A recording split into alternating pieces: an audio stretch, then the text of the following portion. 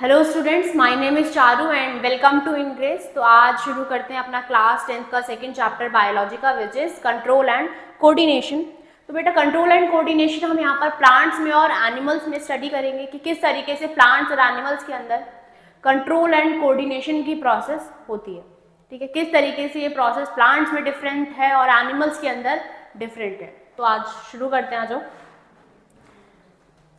देखो, सबसे पहले हम समझते हैं what is control and coordination. तो कंट्रोल एंड कोऑर्डिनेशन की अगर हम डिफाइन देखें बच्चों, so it refers to the mechanism by which living organisms regulate their body functions and respond to environmental stimulus। तो ये क्या है? ये एक ऐसी प्रोसेस है, ये एक ऐसा मैकेनिज्म है जिसमें सारे लिविंग ऑर्गेनिजम्स एक स्टिमुलस के अगेंस्ट रिस्पॉन्स करते हैं। इस प्रोसेस को हम क्या बोलते हैं? Control and coordination. अब ये स्टिमुलस क्या है? तो देखो, स्टिमुलस क्या है, व्हाट इज स्टिमुलस या what is stimuli. So a stimuli is A stimulus is a change in the external or internal environment which brings a physiological response. So what is stimulus? ये क्या है? कोई भी एक ऐसा चेंज, ठीक है, एनवायरमेंट के अंदर कोई भी एक ऐसा चेंज जिसकी वजह से लिविंग ऑर्गेनिजम्स क्या करते हैं? उसके अगेंस्ट रिस्पॉन्स करते हैं। उसी चीज को हम क्या कहते हैं? स्टिमुलस कहते हैं। ठीक है, तो स्टिमुलस क्या है? इंटरनल भी हो सकता है, ठीक है, इंटरनल भी हो सकता है, जैसे कि चेंजेस इन ब्लड प्रेशर जो हमारी बॉडी के इंटरनल पार्ट्स में होता है, और एक्सटर्नल भी हो सकता है ये स्टिमुलस, जैसे कि touch, sound, smell, taste, vision. ठीक है, तो ये सारी चीजें क्या है? स्टिमुलस। ठीक है, ये इनको हम क्या बोलते हैं? इनको हम बोलते हैं बेटा स्टिमुलाई, जिसके अगेंस्ट हमारी बॉडी अलग अलग तरीके से, या किसी भी लिविंग ऑर्गेनिज्म की बॉडी अलग अलग तरीके से रिस्पॉन्स करती है। ठीक है, कंट्रोल एंड कोऑर्डिनेशन जैसे हमने यहाँ पर देखा, उसी को और डिटेल में अगर हम देख सकते हैं कि कंट्रोल क्या है, कि सारे ऑर्गन्स, हमारी बॉडी के सारे ऑर्गन्स एक कंट्रोल मैनर में वर्क कर रहे हैं, तो वो कंट्रोल कहलाया जाएगा। और कोऑर्डिनेशन, इतने सारे ऑर्गन्स एक कोऑर्डिनेटेड वे में, ठीक है, कोऑर्डिनेटेड वे में रिस्पॉन्ड कर रहे हैं किसी भी स्टिमुलस के अगेंस्ट। तो this process is control and coordination. Clear? आगे बढ़ते हैं। आगे देखो, प्लांट्स के अंदर, ह्यूमन बींग्स के अंदर किस तरीके से कंट्रोल एंड कोऑर्डिनेशन की प्रोसेस की जाती है। तो बेटा प्लांट्स के अंदर control and coordination without nervous system होता है। मींस प्लांट्स के अंदर, एज वी नो, प्लांट्स के अंदर कोई ब्रेन तो नहीं है, कोई नर्वस सिस्टम तो नहीं है। तो प्लांट्स में क्योंकि नर्वस सिस्टम नहीं है, तो प्लांट्स में भी काफी सारी एक्टिविटीज हो रही है, कोऑर्डिनेटेड वे में हो रही है। तो उनको करने वाला कौन है? तो प्लांट्स के अंदर बेटा हॉर्मोन्स जो है प्लांट के, वो कंट्रोल एंड कोऑर्डिनेशन की प्रोसेस को परफॉर्म करते हैं, क्योंकि प्लांट्स भी स्टिमुलस के अगेंस्ट रिस्पॉन्स कर रहे हैं। प्लांट्स के लिए स्टिमुलस क्या हो सकता है? जैसे कि सनलाइट, टेम्परेचर, वाटर, है ना। तो ये सब स्टिमुलस है जिसके अगेंस्ट प्लांट रिस्पॉन्स करते हैं with the help of hormones. Hormones हम डिटेल में पढ़ेंगे, जैसे कि ऑक्सिन, जिब्रेलिन, साइटोकाइनिन, ये सब हॉर्मोन्स प्लांट्स के अंदर प्रेजेंट होते हैं। प्लांट्स इन हॉर्मोन्स की वजह से ही किसी भी स्टिमुलस के अगेंस्ट रिस्पॉन्स करते हैं। फॉर एग्जाम्पल, अगर वो सनलाइट के अगेंस्ट रिस्पॉन्स कर रहे हैं तो उसको हम बोलते हैं फोटोट्रॉपिज्म। अगर वो ग्रेविटी के अगेंस्ट रिस्पॉन्स कर रहे हैं तो उसको हम बोलते हैं जियोट्रॉपिज्म। ह्यूमन बींग्स में, अब ह्यूमन बींग्स में क्या होता है? तो बेटा ह्यूमन बींग्स में कंट्रोल एंड कोऑर्डिनेशन किसकी वजह से होता है? ह्यूमन बींग्स में कंट्रोल एंड कोऑर्डिनेशन करने वाला कौन है? तो ब्रेन एंड स्पाइनल कॉर्ड, यानी कि नर्वस सिस्टम। हमारी बॉडी में नर्वस सिस्टम तो प्रेजेंट है ही, ब्रेन और स्पाइनल कॉर्ड तो प्रेजेंट है ही, साथ ही साथ हमारी बॉडी में हॉर्मोन्स भी प्रेजेंट है। It means nervous system plus endocrine system, इन दोनों सिस्टम्स की वजह से ही हमारे ह्यूमन बींग्स हम लोग क्या करते हैं? रिस्पॉन्ड कर पाते हैं। हमारी बॉडी के अंदर कंट्रोल एंड कोऑर्डिनेशन बहुत ही एफिशिएंट होता है। ठीक है, तो नर्वस सिस्टम क्या करता है? हमारी बॉडी के अंदर रैपिड रिस्पॉन्सेस करता है यूजिंग नर्व इम्पल्स। ठीक, नर्वस सिस्टम के अंदर क्या क्या ऑर्गन्स हैं? ब्रेन और स्पाइनल कॉर्ड, इनसे रिलेटेड नर्व्स प्रेजेंट हैं। एंडोक्राइन सिस्टम के अंदर क्या प्रेजेंट है बेटा? हॉर्मोन्स प्रेजेंट हैं, जो लॉन्ग लास्टिंग इफेक्ट, ठीक है, जिनका लॉन्ग लास्टिंग इफेक्ट होता है। तो ये जो हॉर्मोन्स हैं, एंडोक्राइन सिस्टम में जो हॉर्मोन्स रिलीज होते हैं, वो कौन रिलीज करता है? हमारी endocrine gland, for example pituitary gland है, थायराइड ग्लैंड है, एड्रिनल ग्लैंड है, जिसके बारे में हम आगे देखेंगे। आगे देखो रिसेप्टर्स क्या होते हैं। So what are receptors. तो देखो तुमने सेंस ऑर्गन्स सुना होगा, है ना, सेंस ऑर्गन सुना होगा। इन सेंस ऑर्गन्स में बेटा रिसेप्टर्स प्रेजेंट होते हैं। इन सेंस ऑर्गन्स में क्या प्रेजेंट होते हैं, रिसेप्टर्स, जो एक स्पेसिफिक स्टिमुलस के अगेंस्ट रिस्पॉन्स करते हैं। ठीक है, तो रिसेप्टर्स क्या है, स्पेसिफिक स्टिमुलस के अगेंस्ट रिस्पॉन्स करते हैं। तो रिसेप्टर्स क्या करते हैं, receptors they stimulate the electrical impulses in response. हमारे जो सेंस ऑर्गन्स हैं उनके अंदर क्या प्रेजेंट होते हैं बेटा, स्पेसिफिक रिसेप्टर्स प्रेजेंट होते हैं, जिससे स्पेसिफिक रिस्पॉन्स जनरेट होता है। फॉर एग्जाम्पल हमारी स्किन क्या है, स्किन के अंदर प्रेजेंट होते हैं बेटा रिसेप्टर्स। ठीक है, स्किन के अंदर प्रेजेंट होते हैं क्या, रिसेप्टर्स। ठीक है, जिसकी वजह से हम टच, पेन या फिर एनवायरनमेंट में टेम्परेचर चेंज, इन सब चीज़ों को क्या कर पाते हैं, फील कर पाते हैं। टंग है, टंग भी क्या है, टंग के अंदर स्पेशलाइज रिसेप्टर्स हैं, जिससे हम चीज़ों का अलग अलग टेस्ट ले सकते हैं। ठीक है, आईज है, नोज है, अलग अलग तरीके की स्मेल हम कर पाते हैं। तो हमारे जितने भी सेंस ऑर्गन है, 5 सेंस ऑर्गन, उसमें अलग अलग टाइप के क्या प्रेजेंट हैं, रिसेप्टर्स प्रेजेंट हैं। नेक्स्ट देखो कौन कौन से हमें रिसेप्टर्स पढ़ने हैं बेस्ड ऑन स्टिमुलस। हमें कौन कौन से रिसेप्टर्स पढ़ने हैं बेटा, तो देखो टोटल 5 हमें इंपॉर्टेंट है रिसेप्टर्स जो हमें पता होने चाहिए। फॉर एग्जाम्पल पहला है अपने पास photo receptors. First one is photo receptors. तो हमारे ह्यूमन बींग्स में जो फोटो रिसेप्टर्स हैं दे डिटेक्ट लाइट। ठीक है, तो कहाँ प्रेजेंट होंगे, ऑब्वियसली इन अवर आईज। सेकेंड है हमारे कीमो रिसेप्टर्स विच डिटेक्ट केमिकल सब्सटेंसेस। ठीक है, कीमो रिसेप्टर्स क्या करते हैं, केमिकल सब्सटेंसेस को डिटेक्ट करते हैं। ठीक है, एग्जाम्पल कहाँ पर प्रेजेंट है, जैसे कि नोज में प्रेजेंट है और हमारी टंग में भी प्रेजेंट है। थर्ड देखो थर्मो रिसेप्टर्स। अब थर्मो रिसेप्टर्स जो है वो क्या डिटेक्ट करते हैं, दे रिस्पॉन्ड टू हीट। ठीक है, they respond to heat. Fourth is phono receptor. Phono receptor बेटा किसके अगेंस्ट रिस्पॉन्स करते हैं, अगेंस्ट साउंड। एक्सटर्नल एनवायरनमेंट में साउंड को डिटेक्ट करके उसके अगेंस्ट रिस्पॉन्स करते हैं। Fifth is olfactory receptors. Olfactory receptors बेटा प्रेजेंट होते हैं टंग में, जो रिस्पॉन्स करते हैं अगेंस्ट टेस्ट। ठीक है, अलग अलग चीजों का टेस्ट पता चलाते हैं। Sixth is gustatory receptors. ठीक है, लास्ट इज गस्टेटरी रिसेप्टर्स। ये भी किसके अगेंस्ट रिस्पॉन्स करते हैं बेटा, टेस्ट के अगेंस्ट रिस्पॉन्स करते हैं। क्लियर हुई बेटा बात, क्लियर हुआ। नेक्स्ट देखो, नेक्स्ट बात करते हैं नर्वस सिस्टम पर। नर्वस सिस्टम से स्टार्ट करते हैं। नर्वस सिस्टम देखो, नर्वस सिस्टम क्या है, नर्वस सिस्टम किससे बना है। So nervous system is one of the organ system. It includes brain, spinal cord and the nerves. क्या क्या चीजें हैं इसमें, इसमें हमारा ब्रेन है, हमारी स्पाइनल कॉर्ड है और साथ ही साथ उनसे एसोसिएटेड नर्व्स हैं, जो क्या करेंगे, इलेक्ट्रिकल सिग्नल्स को ब्रेन तक या स्पाइनल कॉर्ड तक जाएंगी। क्लियर, इसको और डिटेल में देखते हैं बेटा, इसको और डिटेल में स्टडी करते हैं। तो parts of nervous system is brain and spinal cord. Brain and spinal cord. तो देखो नर्वस सिस्टम में ब्रेन और स्पाइनल कॉर्ड है और इसको हम क्या बोलते हैं, सेंट्रल नर्वस सिस्टम। तो नर्वस सिस्टम बेसिकली दो पार्ट्स में डिवाइडेड होता है। एक तो हमारा सेंट्रल नर्वस सिस्टम, दूसरा है हमारा peripheral nervous system. Central nervous system में हम ब्रेन और स्पाइनल कॉर्ड के बारे में पढ़ेंगे और पेरिफेरल नर्वस सिस्टम में बेटा हम पढ़ेंगे किसके बारे में, सारे के सारे उनसे एसोसिएटेड नर्व्स के बारे में। ठीक है, इन ऑर्गन से एसोसिएटेड नर्व्स जो है वो किस में पढ़ी जाती है, पेरिफेरल नर्वस सिस्टम में हम पढ़ेंगे। ये देखो सेंट्रल नर्वस सिस्टम है हमारा और पेरिफेरल नर्वस सिस्टम है। नर्वस सिस्टम को दो पार्ट्स में डिवाइड कर दिया गया है। सीएनएस में ब्रेन और स्पाइनल कॉर्ड हम पढ़ेंगे और पीएनएस में ऑटोनॉमिक नर्वस सिस्टम और सोमैटिक नर्वस सिस्टम आता है।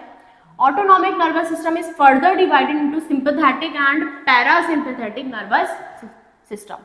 अब सिंपैथेटिक नर्वस सिस्टम के अंदर सिर्फ कौन सी नर्व्स आती हैं, स्पाइनल नर्व्स, जबकि पैरासिम्पैथेटिक नर्वस सिस्टम में कौन सी नर्व्स आती हैं बेटा, स्पाइनल और cranial nerves. Clear? Somatic nervous system में स्पाइनल और क्रेनियल नर्व्स दोनों ही आती हैं, ठीक है? तो इस तरीके से हमने डिवीजन करा है, इस तरीके से हम स्टडी करेंगे इसको। तो स्टार्ट करते हैं। देखो, central nervous system. Central nervous system सबसे पहले देखेंगे। सेंट्रल नर्वस सिस्टम का फंक्शन क्या है? It processes information and controls all the activities in our body.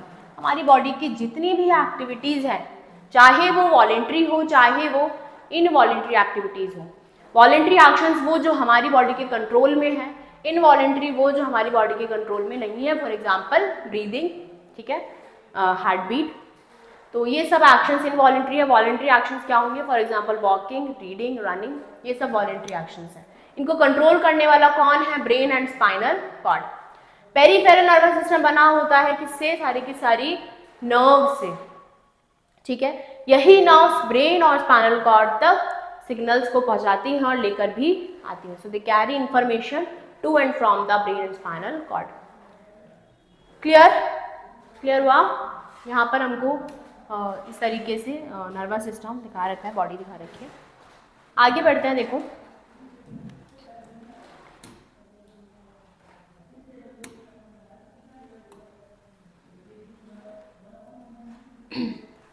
Central nervous system में सबसे पहले ब्रेन की बात करते हैं। ब्रेन क्या है?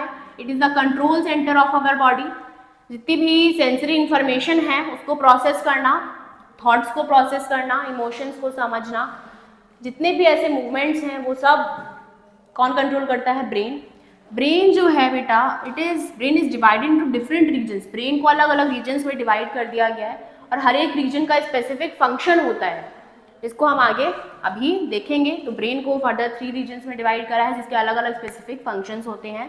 साथ ही साथ स्पाइनल कॉर्ड का और क्या फंक्शन है? स्पाइनल कॉर्ड का फंक्शन है बेटा, it is responsible for reflex action, ठीक है? रिफ्लेक्स एक्शन जो है वो सारे they are controlled by spinal cord. Next देखो, पेरिफेरल नर्वस सिस्टम, पीएनएस जो है वो किससे बना होता है? सारी की सारी ब्रांचेस से, which are extended from brain and spinal cord, जो पूरी बॉडी तक हमारे पहुंचती हैं। तो पीएनएस फर्दर हमने देखा था कि 2 और मेन डिविजन्स इसकी थी, जैसे कि पहला था सोमैटिक, दूसरा था ऑटोनॉमिक, ठीक है? ये हमने देखा था। जो सोमैटिक नर्वस सिस्टम है बेटा, it controls voluntary movements of our body, ठीक है? सोमैटिक नर्वस सिस्टम क्या कंट्रोल करता है? Voluntary movements of the muscles, ठीक है? और वो सारी इंफॉर्मेशन को कहाँ कैरी करता है? To the brain and spinal cord, to the CNS. जबकि जो ऑटोनॉमिक नर्वस सिस्टम है, हमारी बॉडी की इनवॉलेंट्री फंक्शंस या इनवॉलेंट्री एक्टिविटीज को कंट्रोल करता है। जैसे कि क्या? जैसे कि हार्ट रेट, जैसे कि डाइजेशन, जैसे कि ब्रीदिंग, ये सब क्या है? इनवॉलेंट्री एक्शंस हैं। डिफरेंस समझ आया तुमको? आगे बढ़ते हैं। देखो, नेक्स्ट इज ऑटोनॉमिक और सिंपैथेटिक नर्वस। ऑटोनॉमिक सिस्टम जो है हमारा फर्दर डिवाइडेड है पैरासिम्पैथेटिक और सिंपैथेटिक में। दोनों को एक बार देखते हैं। जो ऑटोनॉमिक नर्वस सिस्टम है उसका पहला पार्ट है सिंपैथेटिक नर्वस सिस्टम। तो देखो, सिंपैथेटिक नर्वस सिस्टम जो है बेटा क्या करता है? It prepares the body for stressful और इमरजेंसी सिचुएशन। हमारी बॉडी में जितनी भी इमरजेंसी सिचुएशन आती है, फॉर एग्जांपल किसी से लड़ाई हो जाए, ठीक है, फाइट या फ्लाइट रिस्पॉन्सेज, उसके लिए रिस्पॉन्सिबल कौन है? Sympathetic nervous system. It increases the heart rate. हमारी अब ऑब्वियसली इमरजेंसी सिचुएशन में क्या होता है? हमारी बॉडी का हार्ट रेट बढ़ जाता है, एयरवेज वाइडन हो जाते हैं, हमारा डाइजेशन स्लो हो जाता है, ठीक है? तो बेसिकली इमरजेंसी या फिर डेंजरस स्ट्रेसफुल सिचुएशंस में हमारा सिंपैथेटिक नर्वस सिस्टम बॉडी को क्या करता है बेटा? प्रिपेयर करता है। क्लियर? पैरासिम्पैथेटिक नर्वस सिस्टम क्या करता है? It helps the body relax and recover after stress. तो आफ्टर इमरजेंसी सिचुएशन क्या करता है? बॉडी को रिलैक्स करने में मदद करता है, रिकवर करने में मदद करता है। सो this is called rest and digest responses, ठीक है? ये हार्ट रेट को क्या करेगा? स्लो करेगा, डाइजेशन को प्रमोट करेगा। क्लियर? अपोजिट इनके क्या है? फंक्शंस हैं। क्लियर हुआ इतना? नेक्स्ट देखो, next is how the nervous system works. ये जो नर्वस सिस्टम है यानी कि ब्रेन और स्पाइनल कॉर्ड किस तरीके से फंक्शन करते हैं। तो देखो, ये जो नर्वस सिस्टम है दे फंक्शंस बाय यूजिंग न्यूरॉन्स की। तो व्हाट आर न्यूरॉन्स? तो न्यूरॉन्स क्या है बेटा?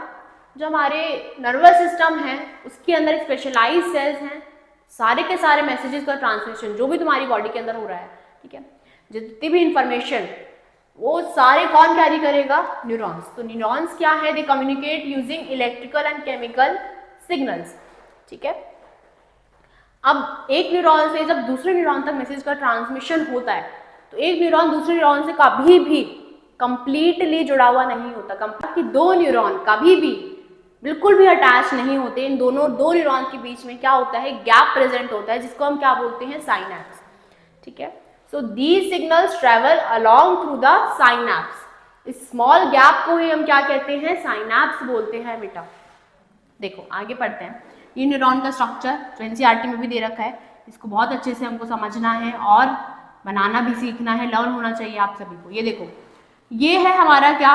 ये these branches are called dendrites, जहाँ से नर्व इम्पल्सेस क्या होंगे? रिसीव होंगे, ठीक है। इसके अंदर आते हैं तो नर्व इम्पल्सेस जब रिसीव हुए उसके बाद कहाँ जाएंगे? यहाँ पर सेल बॉडी के अंदर। सेल बॉडी के अंदर एक न्यूक्लियस भी पाया जाता है। उसके बाद देखो ये सेल जो हमारा इम्पल्सेस हैं वो कहाँ से ट्रांसमिट होंगे? Through axon. अब एक्सॉन जो है इट इज कवर्ड बाय क्या? माइलिन शीट, जो इस इम्पल्सेस को ट्रांसमिट करने की प्रोसेस को क्या करती है बेटा? तेज करती है, ठीक, तेज करती है। एंड में जो नर्व एंडिंग्स है हमारी, नर्व एंडिंग्स, इनको हम क्या बोलते हैं? एक्सॉन टर्मिनल, जिससे मैसेज का ट्रांसमिशन कहाँ होगा? दूसरे न्यूरॉन की तरफ। तो ये देखो दो न्यूरॉन्स दिखा रखे हैं। ये दो न्यूरॉन्स कभी भी कंप्लीटली अटैच नहीं होते, इनके बीच में जो गैप प्रेजेंट है उसको हम क्या बोलते हैं? साइनैप्स, ठीक है। This is known as synapse. तो यहाँ पर हमको डायरेक्शन भी दिखा रखी है ऑफ इम्पल्स ट्रांसमिशन। क्लियर है आपको? देखो, direction of impulse transmission is visible clearly. Synapse क्या है? गैप बिटवीन टू न्यूरॉन्स, जहाँ से इलेक्ट्रिकल इम्पल्स का क्या होगा? ट्रांसमिशन होगा।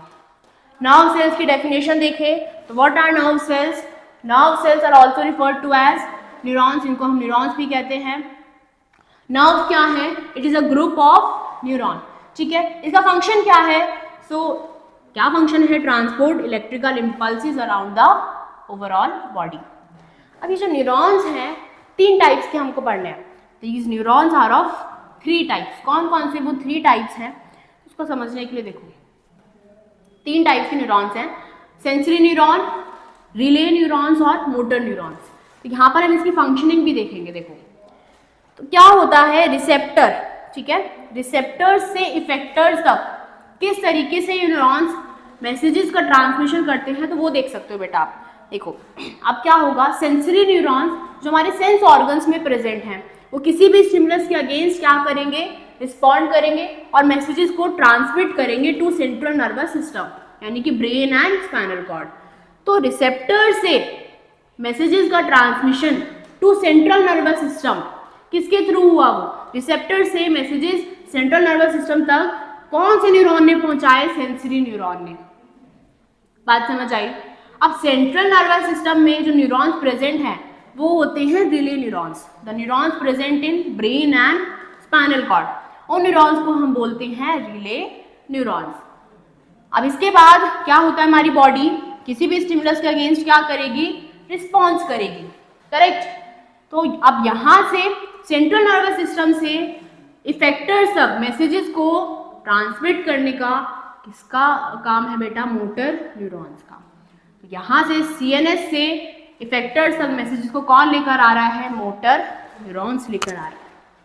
कितनी बात क्लियर हुई? तो ये हमारा क्या था? प्रोसेस था और फंक्शन भी था अलग अलग न्यूरॉन्स का, रिसेप्टर से इफेक्टर्स तक फंक्शनिंग या फिर इलेक्ट्रिकल इम्पल्स किस तरीके से अलग अलग न्यूरॉन्स के थ्रू क्या होती है? ट्रांसमिट होती है। क्लियर? इफेक्टर्स क्या है? तो इफेक्टर्स अभी हमने देखा। What are effectors? इफेक्टर्स कोई भी हमारी मसल्स हो सकती हैं, ग्लैंड्स हो सकती है बॉडी की, जो क्या है, जो क्या करती हैं बेटा? किसी भी स्टिमुलस के अगेंस्ट रिस्पॉन्स जनरेट करती हैं, करेक्ट, रिस्पॉन्स जनरेट करती है। तो जैसे कि कोई भी ग्लैंड है, a gland releasing a specific hormone into the blood, कोई भी ग्लैंड अगर स्पेसिफिक हार्मोन रिलीज करती है इनटू द ब्लड, तो वो ग्लैंड क्या है, इफेक्टर है। क्लियर?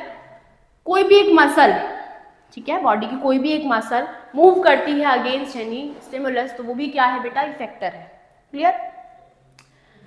नेक्स्ट देखो, next is sensory nerves, motor nerves and effectors. इनकी डेफिनेशन आप देख सकते हो। तो इफेक्टर्स क्या है, अभी हमने देखा, the muscles and glands of our body जो क्या करती हैं, किसी भी स्टिमुलस के अगेंस्ट रिस्पॉन्स करती हैं। सेंसरी नर्व्स क्या है, सेंसरी नर्व्स वो नर्व्स हैं, वो नर्व सेल हैं जो ट्रांसमिट करेंगे सिग्नल्स कहाँ से कहाँ, from sensory organs to the nervous system. ठीक है, तो सेंसरी ऑर्गन्स कौन कौन से हो सकते हैं, जिसकी आईज, नोज, ईयर, स्किन, ये सब। मोटर नर्व्स क्या है, जो सीएनएस से मैसेजेस को ट्रांसमिट करेंगी कहाँ पर, टू द इफेक्टर्स या फिर टू द मसल्स। ठीक है, they are the nerves and they transmit signals from CNS to muscles, जिसकी वजह से क्या होगा, दे कॉज मूवमेंट। इनको हम इफरेंट न्यूरॉन्स भी कहते हैं। मोटर नर्व्स को हम क्या बोलते हैं बेटा, इफरेंट न्यूरॉन्स भी इनको बोला जाता है। इतनी बात क्लियर हुई, आगे बढ़ते हैं। देखो, की फंक्शंस ऑफ नर्वस सिस्टम, तो यहाँ पर सारे के सारे नर्वस सिस्टम के की फंक्शन लिखे हैं, जो आप इजीली पढ़कर समझ सकते हो, उनके नोट्स बना सकते हो। वेरी इंपॉर्टेंट कि नर्वस सिस्टम हमारी बॉडी में क्या करता है, सारे फंक्शंस जितने भी हो रहे हैं, इंफॉर्मेशन को कलेक्ट करना, ठीक है, ब्रेन तक पहुंचाना, उसके अगेंस्ट रिस्पॉन्स करना, ये सब किसका काम है, नर्वस सिस्टम का। तो sensory input, integration, motor output, ये सारे फंक्शंस किसके हैं बेटा, नर्वस सिस्टम के। इसको आपको खुद ही रीड करना है, it is easily understandable. Clear? Next देखो, होम्योस्टैटिस एंड नर्वस सिस्टम। अब नर्वस सिस्टम की वजह से एक प्रोसेस है जिसको हम बोलते हैं होम्योस्टैटिस। अब इसका क्या मतलब है, इसका क्या मतलब है बेटा, जो भी हमारी बॉडी के अंदर कंडीशंस हैं अलग अलग, ठीक है, होम्योस्टैटिस का मतलब क्या है, homeostasis maintains constant optimal conditions to ensure enzymes are working efficiently and cells are functioning properly. अब क्या मतलब है इसमें कहने का कि भाई फॉर एग्जाम्पल देखो क्या है, for example the control of blood glucose concentration. हमारी बॉडी में ब्लड शुगर लेवल बढ़ गया है, ठीक है, तो अब क्या होगा, हमारी बॉडी किस तरीके से रिस्पॉन्स करेगी, इंसुलिन का लेवल बढ़ जाएगा, ठीक है, हमारी बॉडी इंसुलिन ज़्यादा अमाउंट में सिक्रीट करने लग जाएगी। तो होम्योस्टैटिस जो चीज़ है, यानी कि बॉडी के अंदर कुछ भी इम्बैलेंस हुआ, तो कोई भी इम्बैलेंस हुआ तो उसको कंट्रोल करने वाला कौन है, नर्वस सिस्टम। प्रोसेस क्या कहलाई जाती है, होम्योस्टैटिस। क्लियर हुई बात? तो अब स्टार्ट करते हैं रिफ्लेक्स एक्शन। तो रिफ्लेक्स एक्शन ऐसे एक्शन है या ऐसे रिस्पॉन्सेज हैं जो कौन कंट्रोल करता है या किसकी वजह से होते हैं, they are mediated by spinal cord. तो आओ देखते हैं, there are different types of neurons that work together in a reflex action. तो कई सारे न्यूरॉन्स मिलकर रिफ्लेक्स एक्शन को करते हैं। एक रिफ्लेक्स एक्शन क्या होता है, हम किस तरीके से रिफ्लेक्स एक्शन को डिफाइन कर सकते हैं बच्चों। तो एक रिफ्लेक्स एक्शन क्या होता है, a reflex is an automatic and rapid response, बहुत ही जल्दी रिस्पॉन्स होता है टू अ स्टिमुलस, ठीक है। तो रिफ्लेक्स एक्शन या रिफ्लेक्स रिस्पॉन्सेज हमेशा कैसे होते हैं, सडन रिस्पॉन्सेज होते हैं, ठीक है। सडन रिस्पॉन्सेज जो होते हैं वो किसकी वजह से होते हैं, they are occurring with due to spinal cord. So these responses are automatic, rapid and sudden responses, ठीक है, to reduce the risk of danger. For example हम क्या लिख सकते हैं, जैसे कि automatically moving your hand away from something hot. अगर तुमने किसी भी हॉट चीज को टच करते हो तो एकदम से हाथ को रिमूव कर लेते हो, है ना। तो ये चीज जो हुई है, this action is known as reflex action, ठीक है। एक स्टिमुलस के अगेंस्ट तुमने क्या रिस्पॉन्स करा, कोई भी हॉट चीज को जैसे तुमने टच करा या कोई भी पॉइंटेड चीज को तुमने टच करा तो एकदम से तुम हाथ हटा लेते हो, ठीक है, you move your hand away from it because with the help of neurons, ठीक है, neurons, and this action is known as reflex action. तो उसको कंट्रोल करने वाला कौन है, ब्रेन है या स्पाइनल कॉर्ड है, तो स्पाइनल कॉर्ड है जो रिफ्लेक्स एक्शन को मीडिएट करती है। ऐसे रिस्पॉन्सेज जो होते हैं बहुत ही सडन होते हैं, रैपिड होते हैं, ठीक है, और ये रिस्क ऑफ डेंजर को क्या करते हैं, रिड्यूस करते हैं। तो रिफ्लेक्स एक्शन, एक रिफ्लेक्स एक्शन में कोई भी थिंकिंग पार्ट इन्वॉल्व नहीं होता है, इसीलिए ये ब्रेन के कंट्रोल में नहीं है. So reflex action does not involve the conscious part of the brain. So this is why ये जो रिफ्लेक्सेस हैं दे हैपन सो क्विकली. ठीक है, बहुत ही सेकेंड्स में ये एक्शंस होते हैं. तो रिफ्लेक्स एक्शन देखो और डिटेल में एक बार देखते हैं इसको. देखो रिफ्लेक्स एक्शन और रिफ्लेक्स आर की बात करेंगे एक बार. कुछ पॉइंट्स जो आप डिटेल में पढ़कर इजीली आंसर कर सकते हो. तो रिफ्लेक्स एक्शन क्या है? It is a spontaneous automatic mechanical response against a stimulus. ये क्या, कैसे रिस्पॉन्स है? ये इनवॉलेंट्री रिस्पॉन्स है. कैसे रिस्पॉन्स है बेटा? दे आर इनवॉलेंट्री रिस्पॉन्स, यानी कि हमारे ब्रेन के कंट्रोल में नहीं है. ठीक है, कौन रिस्पॉन्स करता है? हमारी बॉडी की ग्लैंड्स और मसल्स इसके अगेंस्ट रिस्पॉन्स करती हैं to a stimulus and these actions are mediated by spinal cord. ठीक है, कब होते हैं ये? In case of urgent situation, जैसे कि किसी भी हॉट प्लेट को, हॉट ऑब्जेक्ट को टच कर दिया तो रिफ्लेक्स एक्शन होता है. ठीक है, तो इस चीज में, इन सिचुएशंस में बॉडी को एक क्विक सिस्टम की जरूरत होती है. ठीक है, जिससे कि हम इमीडिएट एक्शन लेकर डैमेज को क्या कर सके? मिनिमाइज कर सके. तो इस सिस्टम को हम क्या कहते हैं? Sir system is known as reflex action. कौन मीडिएट करता है? It is mediated by spinal cord. Ivan Pavlov जो थे, he is regarded as father of reflex action. Ivan Pavlov को फादर ऑफ रिफ्लेक्स एक्शन बोला जाता है. ठीक है, nerve from all over the body meets in bundle spinal cord to their way to brain. ठीक है, तो बॉडी की जितनी भी नर्व्स हैं वो बंडल्स में क्या करती हैं बेटा? मीट करके स्पाइनल कॉर्ड तक सिग्नल्स को पहुंचाती हैं और फिर ब्रेन तक. तो स्पाइनल कॉर्ड जो है it is the first point जब नर्व जो है मीट होती है, नर्व जो है मिलती है एक दूसरे से. इसीलिए रिफ्लेक्स एक्शन जो है इट इज अकर. ठीक है, with the help of spinal cord. जब रिफ्लेक्स एक्शन कंप्लीट होता है उसके बाद जो इन्फॉर्मेशन, जो इनपुट इन्फॉर्मेशन है वो कहाँ तक पहुँचती है? ब्रेन. इट मीन्स जो स्टिमुलस के अगेंस्ट बॉडी रिस्पॉन्स करती है वो तो होगी स्पाइनल कॉर्ड की वजह से, और उसके बाद उन्होंने रिस्पॉन्स करा, उसके बाद जो इन्फॉर्मेशन इनपुट, जितनी भी इन्फॉर्मेशन पहुँचती है वो कहाँ तक पहुँचती है बेटा? ब्रेन तक पहुँचती है. तो ब्रेन का कोई भी डायरेक्ट रोल नहीं होता है रिफ्लेक्स एक्शन में. ब्रेन का कोई भी डायरेक्ट रोल रिफ्लेक्स एक्शन में नहीं होता. एग्जाम्पल्स क्या लिख सकते हैं हम रिफ्लेक्स एक्शन के? जैसे कि withdrawal of hand when it touches hot object, जैसे कि आपकी बुक्स में लिखा है एनसीईआरटी में. नी जर्क रिफ्लेक्स मींस अगर हम अपने पटेला, यानी कि जो आपका लेग है उसके पटेला पर अगर आप कोई भी ऑब्जेक्ट को टैप करते हो, मारते हो, तो तुम्हारा क्या होता है? अपने आप ही लेग की मूवमेंट होती है, जिसको हम बोलते हैं नी जर्क रिफ्लेक्स. तो it is also an example of reflex action. एक बार रिफ्लेक्स आर्क देखते हैं किस तरीके से जो मैसेजेस हैं वो ट्रांसमिट होते हैं. रिफ्लेक्स आर्क कैसे बनती है, जो बहुत इंपॉर्टेंट है और काफी बार एग्जाम्स में हमसे पूछा जाता है.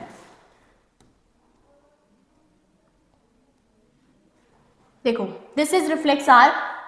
ठीक है, रिफ्लेक्स आर्क क्या है? The path followed by an impulse in reflex action is known as reflex arc. तो ये रिफ्लेक्स आर्क हमेशा कैसी डायरेक्शन में मूव करेगी? It always travels in one direction.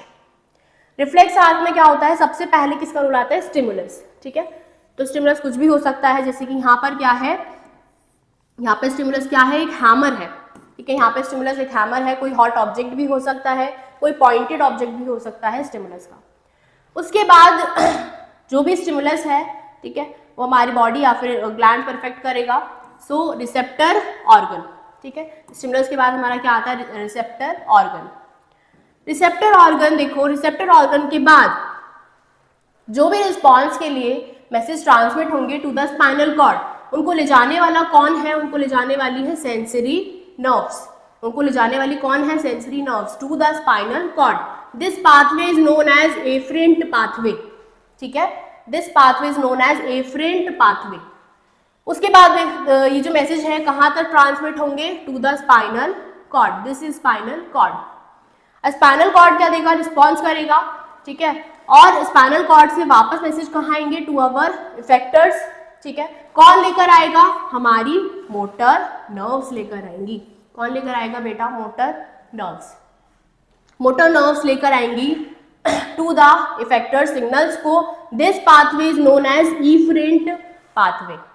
ठीक है, कहाँ तक लेकर आएंगी मोटर नर्व्स? इफेक्टर ऑर्गन तक. और उसके बाद हमारी बॉडी स्टिमुलस के अगेंस्ट क्या करती है? रिस्पॉन्स. तो ये जो प्रोसेस है बहुत ही सडन है, बहुत ही सडन है, रैपिड है. इसको होने के लिए सेकेंड से भी कम का टाइम लगता है. ठीक है, इसीलिए हम इस प्रोसेस को क्या बोलते हैं? Reflex action. ठीक है, और ये जो पाथवे है, ये पाथवे क्या कहलाया जाता है? Reflex arc. इतनी बात क्लियर हुई कि what is reflex action, what is reflex arc. आप इजीली यहाँ से समझ सकते हो बिल्कुल क्लियरली.